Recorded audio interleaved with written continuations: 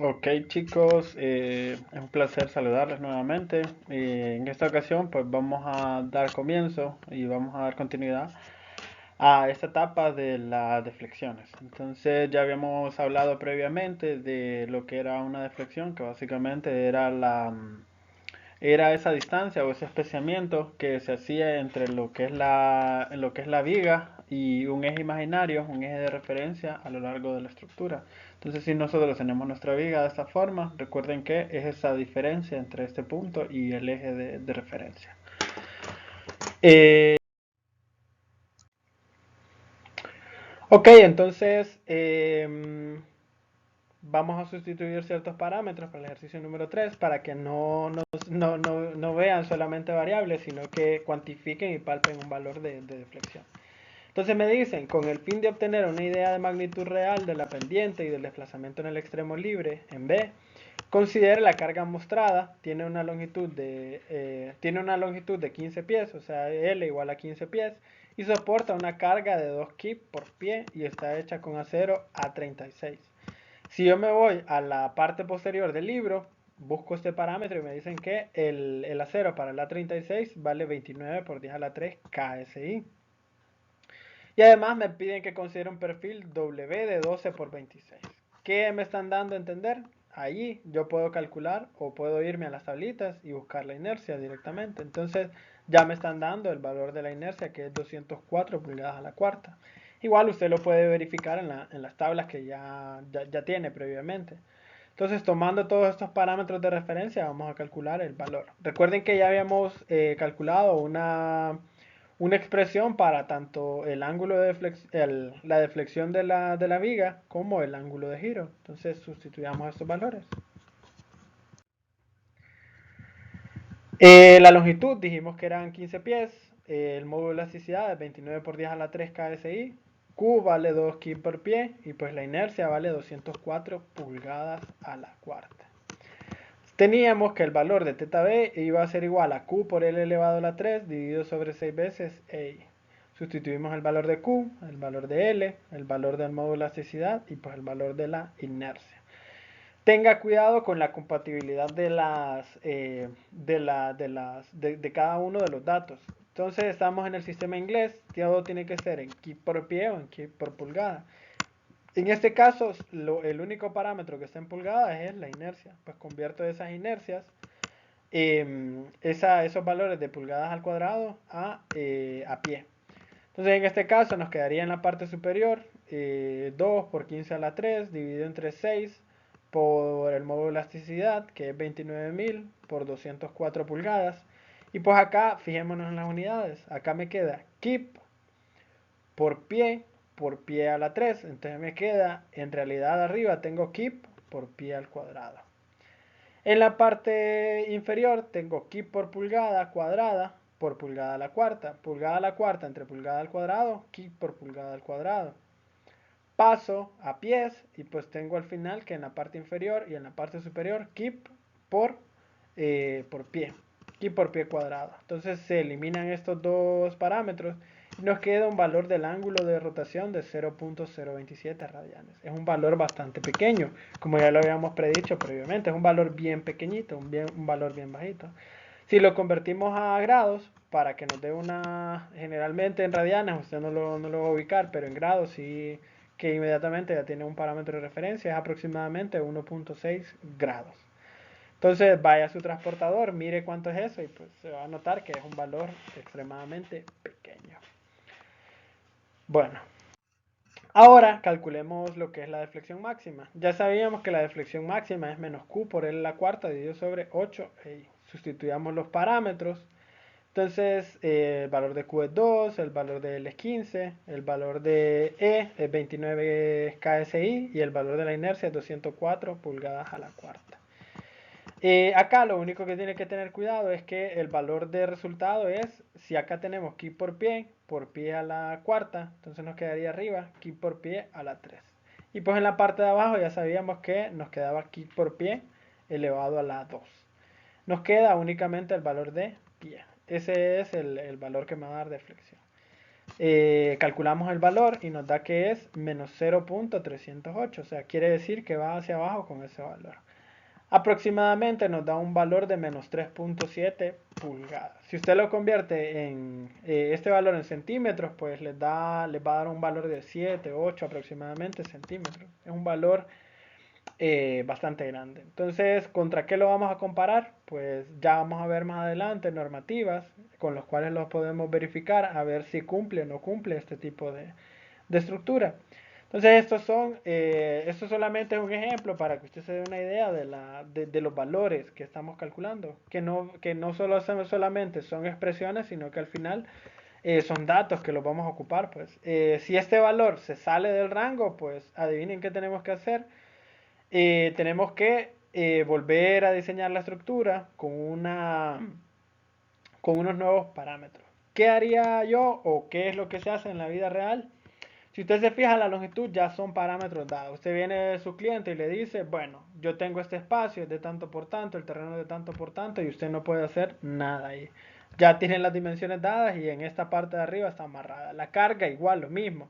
Le dice que va a ser para algún almacén, para una vivienda, lo que sea, y no puede modificar ese valor de carga. ¿Con qué puedo jugar entonces? Con el módulo de elasticidad y la inercia.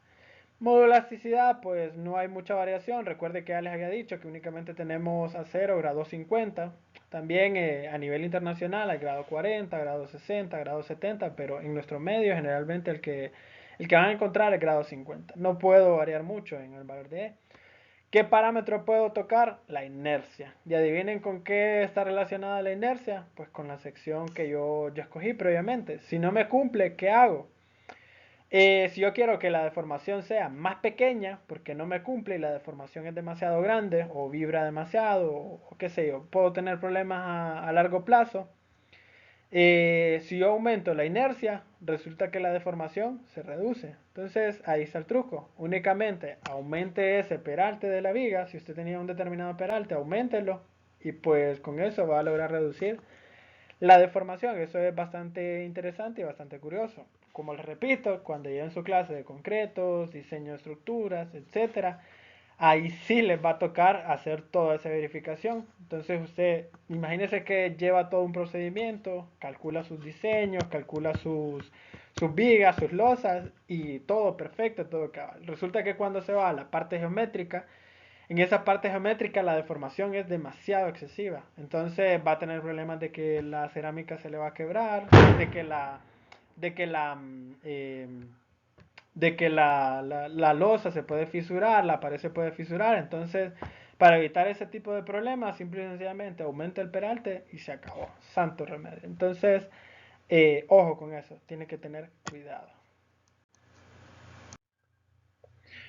Para el ejemplo número 4, pues en este caso ya vamos subiendo un poco de tono. Ya se va complicando un poquitito más los cálculos, los datos, y van a ver que ya no es tan sencillo como en los primeros 2 o 3 casos, sino que ya pues se va complicando un poco más. No es tanto el ejercicio como tal, sino todo este montón de datos, este montón de parámetros que al final tenemos que dejarlo expresados para todo tipo de viga. Entonces me dicen una viga simplemente apoyada, AB, soporta una carga concentrada P, que actúa a las distancias A y B desde los apoyos izquierdo y derecho respectivamente. Entonces tenemos una viga simplemente apoyada, cuya longitud es L. Tenemos un valor de A, que es esta distancia de acá, y un valor de B, que es esta distancia de acá. Tenemos la carga P y pues tenemos el punto A, el punto B y tenemos un punto E en el cual está aplicada esa carga. Me piden que determine las ecuaciones de la curva de deflexión, los ángulos de rotación θ A y θ B en los apoyos, la deflexión máxima y aparte de eso me piden la deflexión en el punto C, en el punto medio de la viga. La viga tiene la longitud L y la rigidez a la flexión es constante E. Entonces, ¿qué es lo que ocurre? Tengo la estructura, tengo una carga aplicada y pues esta vez se puede apreciar que no es simétrica. La deflexión máxima esta vez no va a ocurrir a L medio, sino a una distancia x1 que desconozco. Tengo que averiguar qué distancia es esa. Entonces verifico qué distancia es y pues posteriormente calculo cuánto vale esa deformación máxima. Tengo la deflexión en C, que también me la están solicitando, entonces vamos a calcularlo todo eso. Hay algo que yo puedo conocer de la deformación máxima. Recuerde que si la deformación es máxima, entonces la pendiente de la recta tangente en ese punto va a ser igual a cero. Eso nunca se le olvide. En el punto de deformación máxima, entonces la pendiente va a ser igual a cero. Acuérdese de eso. Entonces, calculémoslo. Nos piden que determinemos la deformación máxima, nos piden que calculemos la deformación en C, nos piden que calculemos el ángulo de rotación en A y el ángulo de rotación en B. Entonces, para poder determinar esos parámetros, tengo que hacer uso de todo lo que tengo en la mano. En esta ocasión tengo que particionar. Recuerde que de su clase de estática y todos sus conocimientos previos, usted sabe que una carga básicamente lo que representa es una discontinuidad. Un punto infinitesimalmente antes de la carga y otra ecuación para un punto infinitesimalmente después. Entonces tiene que tener cuidado con eso. Tenemos dos tramos. Uno que va desde A al punto E que yo había escogido previamente y otro que va del punto E al punto B. Entonces, el valor de X va, en este caso, yo lo voy a tomar desde este punto de referencia en A. Entonces, X va a ir desde acá hasta acá. Calculo las reacciones, la reacción en A me da que es igual a P por B dividido entre L y la reacción en B, si no me equivoco, es P por A dividido entre L. Como mi punto de origen yo lo estoy ubicando en el extremo A y esta vez borde izquierda a derecha, como están acostumbrados a hacerlo, entonces voy a tener que esta ecuación va a ser válida desde 0 exactamente hasta A, ya sea infinitesimalmente antes de A o en el punto A, cualquiera de las dos. Pues hacemos la sumatoria de momentos, tenemos la reacción que va en sentido negativo, que yo lo designo con valor negativo y el momento que va en sentido contrario. Entonces tengo que el momento va a ser igual a P por B dividido entre L por el valor de X. Entonces esta es la ecuación que voy a utilizar para 0 menor o igual que X menor o igual que A. De ahí tengo un segundo tramo que va a ser infinitesimalmente posterior a la carga. Entonces, una vez que tengo la carga aplicada, va a ser desde A hasta L. Otra vez tengo la reacción en A, tengo el momento, hago sumatoria de momentos, sustituyo, simplifico y pues me queda esta ecuación de acá. Ojo, un dato curioso y que se lo voy a estar recalcando muchas veces. Acá me queda un valor de x menos a. Ese x menos a representa esta distancia, esa pequeña distancia entre el punto A y el punto E. Estos valores que están dentro de los paréntesis, lo más recomendable es nunca eliminarlos. Si usted lo elimina el paréntesis y hace propiedad distributiva, créalo que se va a estar toda la tarde, toda la noche resolviendo un ejercicio y nunca lo va a poder resolver. Porque ahí se van a eliminar muchos parámetros, simplifica mucho al momento de efectuar los cálculos. Entonces lo más recomendable es que así lo deje, no lo toque. Una vez que tenemos una vez que tenemos esas condiciones o esas ecuaciones, integramos, teníamos que para el primer tramo desde 0 hasta A teníamos el valor de P por B dividido entre L por X y para el segundo tramo teníamos esta ecuación de acá. Hacemos una primera integral, nos queda un valor de P por B dividido entre 2L por X a la 2 más la constante de integración, no se le olvide. A esta ecuación de acá yo le voy a denotar ecuación número 1. Vuelvo a integrar nuevamente y pues me queda este valor de acá. EI multiplicado por B va a ser igual a P por B dividido sobre 6 veces L por X a la 3 más la constante 1 por X más la constante 2. Entonces no se les olvide estas constantes de integración. Como les repito, siempre es error frecuente en los ejercicios, en los cálculos, incluso a nivel de examen. Entonces tenga cuidado. Esta va a ser la ecuación número 2. Bueno, este es para el primer tramo. Entonces en el primer tramo tenemos que tener cuidado con eso. Para el segundo tramo vamos a tener desde A menor o igual que X menor o igual que L. Entonces tenemos la segunda derivada de B con respecto a X por P por B dividido entre L por X menos P por X menos A. Hacemos una primera integral.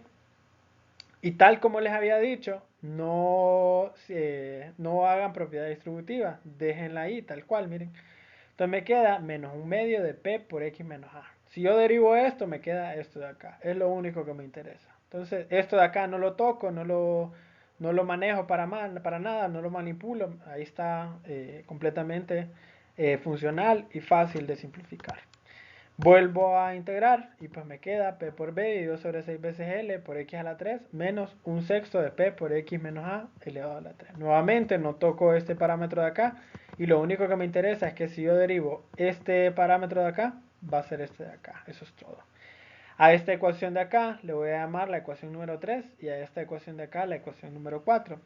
Estas ecuaciones las enumero simple y sencillamente para que posteriormente cuando sustituyamos los valores no se les complique, no se les haga tan difícil el valor de sustitución. Ok, entonces tenemos que tomar en consideración ciertos valores o ciertos parámetros para poder resolver esas cuatro ecuaciones, porque al final son cuatro ecuaciones con cuatro constantes de integración. La primera son las condiciones de frontera. Entonces, si yo tengo cuatro ecuaciones, necesito cuatro condiciones adicionales para poder resolver ese problema. Entonces, las condiciones de frontera son las que ya habíamos visto en el ejercicio número 1. Si x vale 0, pues la deflexión vale 0 y si x vale L, la deflexión vale 0. Entonces tengo que tener cuidado. Ojo, en esta ocasión únicamente, bueno, tenemos dos ecuaciones diferentes para la curva de deflexión. ¿Cuál escojo? Pues va a depender del tramo en el cual yo esté trabajando. Entonces, para el primer caso, el caso número 1, entonces esa primera condición, si x vale 0, b vale 0. Entonces, ¿cuál ecuación vamos a utilizar? Pues la primera, la de la ecuación número 2, que es la que me toma o me encuadra el valor de 0. Entonces, con esa ecuación número 2, sustituyo el valor de x y yo sé que la deflexión vale 0. Sustituyo el valor de 0 en cada una de las x y pues me queda que la constante de integración 2 va a ser igual a 0. La segunda condición de frontera es que si x vale L, pues la deflexión vale 0. Ojo, en este caso vamos a utilizar la ecuación número 4 porque es la que me abarca esa condición de que x vale L. Entonces, si x vale L, la deflexión vale 0. Vamos a trabajar con la ecuación número 4. Entonces sustituimos, la deflexión va a ser igual a 0. En este caso, x vale L, L y L. Acá tiene que tener cuidado. L menos A, pues de la gráfica podemos ver que L menos A va a ser igual a B. Simplificamos la ecuación y pues reducimos estos valores a esta ecuación que tenemos acá. C sub 2 más C sub 4 va a ser igual a este valor de acá. Ojo, resuelvo o trato de despejar para una de las variables, pues por ahorita no importa. Algo que va a ocurrir siempre es que las constantes de integración generalmente van a más de una o va a ser igual a cero o quizás hay alguna que sea igual a otra. Entonces resulta mucho más fácil aplicar las cuatro condiciones de frontera y pues posteriormente sustituir en las ecuaciones que sea necesario. Entonces ya tenemos la constante 3, la constante 4 y la constante 2 igual a cero. Ahora vamos a aplicar condiciones de continuidad. Acá viene lo nuevo. Entonces, ¿qué es lo nuevo? Yo sé que esta curva es una curva suave, que es completamente, que es la curva de deflexión, va a ser una curva suave y además va a ser derivable en todos los puntos. ¿Cuál es el punto común para ambas ecuaciones, tanto para la curva de deflexión como para el ángulo de rotación? El punto E. Entonces yo sé que la ecuación desde A hasta E va a ser la deflexión, perdón, desde A hasta E va a ser igual, en el punto E va a ser igual a esa ecuación desde E hasta B en el punto E. Igual a la deflexión, yo sé que va a ser el punto común, el punto E, entonces el ángulo de rotación en este punto de acá va a ser igual al de esta ecuación de acá. Entonces, tomando en consideración esas nuevas dos condiciones de continuidad, ya podemos resolver nuestro problema. Aplicamos la primera. Si x igual a a, entonces el ángulo de rotación va a ser igual en ambas ecuaciones. Sustituimos para la ecuación 1 y la ecuación 3. Entonces tenemos que el valor de a para ambas ecuaciones, sustituimos el valor de a. Entonces sustituimos el valor de A, simplificamos y nos da el valor de C sub 1. Ojo, ¿se recuerdan que les había dicho que este valor de acá no lo resolviéramos o no lo ampliáramos? Entonces acá se nota, pues, si usted sustituye A menos A, pues nos queda el valor de 0. Este valor de acá se hace 0. Este, pues, es exactamente el mismo que este. Lo podemos eliminar. Eliminémoslo. Entonces este valor de acá se va con este de acá. Y pues este de acá se nos hace 0. Este de acá se hace 0. Entonces, únicamente nos queda que C sub 1 es igual a C sub 3. Ya con estos valores, ya podemos seguir efectuando cálculos. Entonces, ahora la cuarta condición, mejor dicho, es que si equivale a la deflexión en el punto en común, que es el punto E, va a ser igual a para ambos tramos. Y esta vez vamos a utilizar la ecuación 2 y la ecuación número 4. Sustituimos el valor de A en la ecuación 2 y en la ecuación 4 y las igualamos. Entonces lo mismo, si se fijan, este valor se nos cancela con este de acá.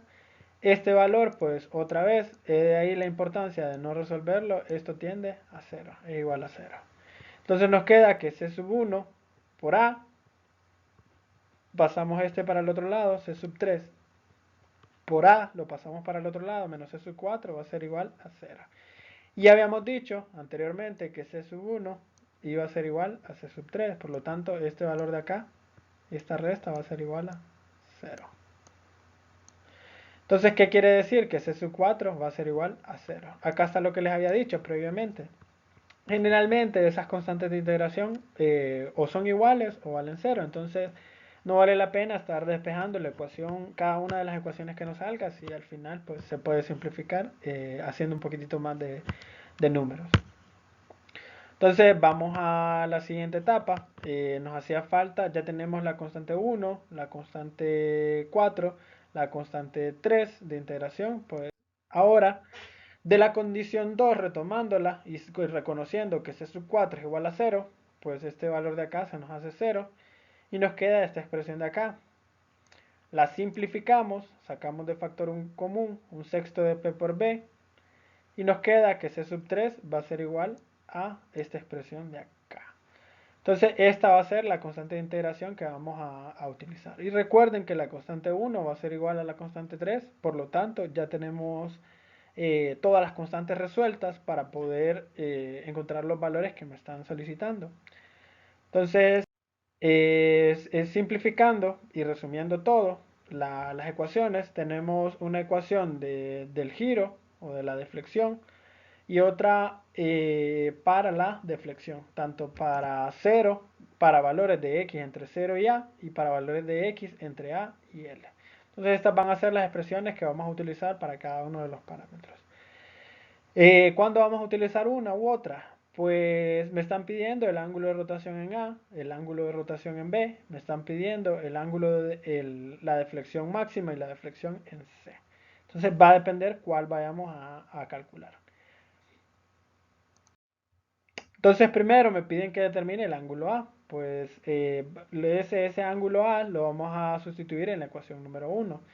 En la ecuación número 1, si x vale 0, pues tenemos el ángulo de rotación. Y pues resulta que ese ángulo de rotación, o sea, θ A, va a ser igual a la constante 3 de integración. Para el caso del ángulo de giro en B, el ángulo de giro en A ya lo calculamos previamente con la ecuación número 1. Entonces el ángulo de giro en B, recuerden que esta vez x vale L. Por lo tanto, vamos a utilizar la ecuación número 3. Sustituimos L en la ecuación número 3. Entonces tenemos este valor de acá. Si se fijan, hay un parámetro que se repite bastante. L menos A ya habíamos dicho que era igual a B. Se repite P por B, y en este caso P por B. Lo sacamos. Y también el valor 2. Entonces, si se fijan, lo podemos sacar de factor común. En esta parte de acá, b al cuadrado menos l al cuadrado lo podemos calcular también como b menos a por b más a. Entonces, simplificamos toda esta expresión y pues nos queda que θ b va a ser igual a este valor de acá. Ojo, acá tiene que notar algo. ¿Qué signo va a tener el ángulo A y qué signo va a tener el ángulo B? Pues va a depender. Miren, el valor de B en este caso, en la figura, aparentemente B es mayor que A. Por lo tanto, obviamente B va a ser mucho menor que L siempre. Entonces la diferencia de esto siempre va a ser negativa. Por lo tanto, el ángulo de rotación en A es negativa. Ya habíamos visto en la figura anterior que el ángulo de rotación va en sentido contrario de las manecillas del reloj. En el sentido de las manecillas del reloj, por lo tanto, es negativo. En el caso de acá es una suma, por lo tanto el valor total es positivo y por lo tanto el ángulo B es positivo. Pues ya teníamos estos valores de acá. Me están pidiendo teta A, teta B. Ahora me piden que calcule la deflexión en C. Entonces la deflexión en C únicamente sustituyo para L medios en la ecuación número 2, que es la que me compete para ese tramo que yo estoy ejecutando. Sustituyo L medios, sustituyo L medios, comienzo a simplificar y pues me queda que la deflexión en C es este valor de acá, simplificando. Y pues por último y lo más complicado es la deflexión máxima. ¿Cómo calculo la deflexión máxima? Pues yo sé que la deflexión máxima va a ocurrir en el tramo desde 0 hasta A.